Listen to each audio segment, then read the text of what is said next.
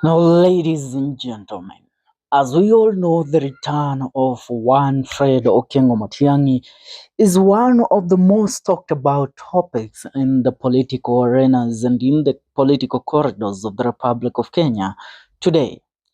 But now, this man, since his return on Thursday, he has been quiet, but deep down and behind the curtains, he is playing some key major, structuring on how he will now come out on the way on the function that he will use on seeking his presidential bid come the year 2027.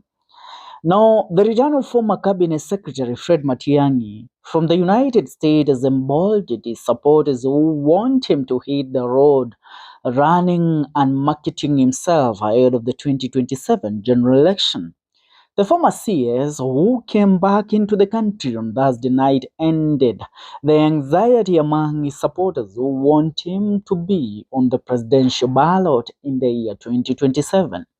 Matiang'i, welcomed by Jubilee Party Secretary General Jeremiah Kioni and a handful of leaders, accepted the reception and pledged to interact and share more information with Kenyans. In Kisii, the United Progressive Alliance Party Secretary General Jacob Baganka has said the former CS has started meeting with various groups to consolidate its support base. Matiang'i is meeting leaders nationally, women, youth, and people living with disabilities to aid him in forming a formidable coalition to win the presidency and take the country to a higher level in terms of development, Baganga told the press yesterday. Now, he said the former CS is the best bet to lead the country, noting that if he wins, he will address myriad challenges facing Kenyans, especially in the education sector, health, and security sector, to improve their lives. Now, he said Matiang'i is likely to vie through UPA, differing with Jubilee Party Secretary General Jeremiah Kioni, who wants him to contest through the outfit. Now, the former Tabaka Ward MCA Daniel Apepo has petitioned Matiang'i supporters to stop fighting over the party will buy for, adding that parties are vehicles leaders use to get elective posts and that Kenyans are concerned with the qualities of the leaders, not parties. Now, allow me to get down into analyzing this story because it has some merits on it. Fred Matiang'i, having the UPA Secretary General speak for him and not the Jubilee Secretary General speaking for him, it speaks a lot of how Matiang'i is going to vie for the presidential seat come the year 2027. Now we know that once the name of the Jubilee Party is mentioned, the name that comes onto our mind is the name of the former President Uhuru Muigai Kenyatta, because for long Uhuru Muigai Kenyatta remains to be the boss of the Jubilee Party. Now, when Matiang'i retired into the country on Thursday night, the man that was at the airport to wait and welcome Matiang'i back into the country was none other than Jeremiah Kioni.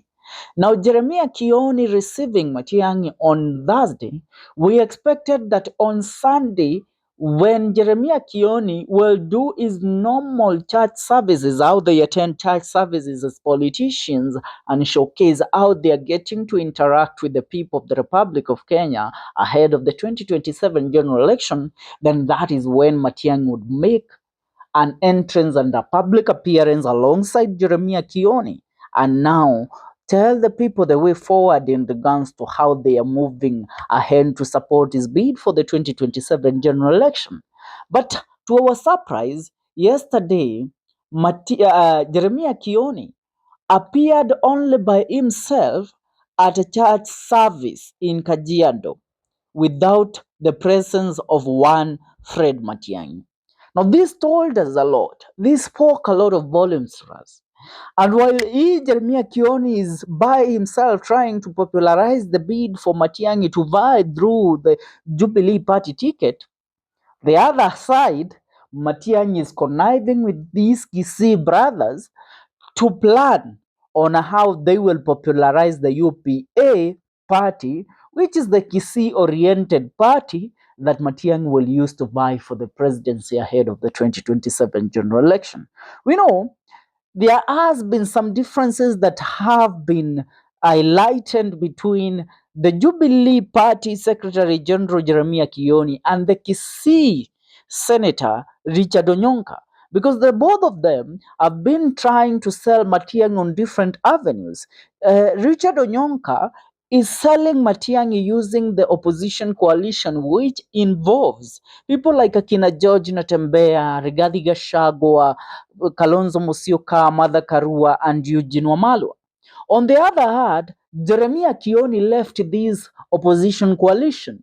He termed that the opposition coalition was a two-faced factor that was betraying him as the Jubilee Secretary General by not giving Matiang'i the flag, to raise the flag high as the opposition flag bearer for the presidential ticket come the year 2027. So Richard Onyonka is in agreement with Akina Kalonzo that they have to sit down and decide who will be the presidential candidate on merits and demerits. On the other side, Jeremiah Kioni feels that Matiang'i is entitled to be given the flag to vie for the presidential seat. But it seems Fred Matiang'i is also siding with his Kisii brothers and the Abagusi community. Why am I saying this? Matiang'i, looking at how the Secretary General of UPA is speaking, you will currently come into agreement with me that they have made up their mind on this matter of Matiang'i, that Matiang'i should vie on what? Should vie on the UPA ticket.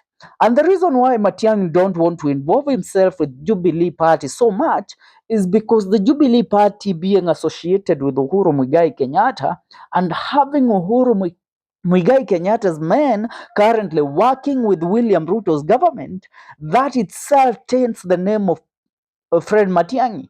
I mean, everybody will view Matiang'i as as a project of Uhuru Muigai Kenyatta to try and divide the votes of the opposition so that the opposition won't beat William Ruto come the year 2027. As we know, Uhuru Muigai Kenyatta and Raila Amolo Odinga, behind closed doors, conducted meetings that resulted to the broad-based government that we have on the memorandum of understanding that Raila Amolo Odinga and William Ruto signed.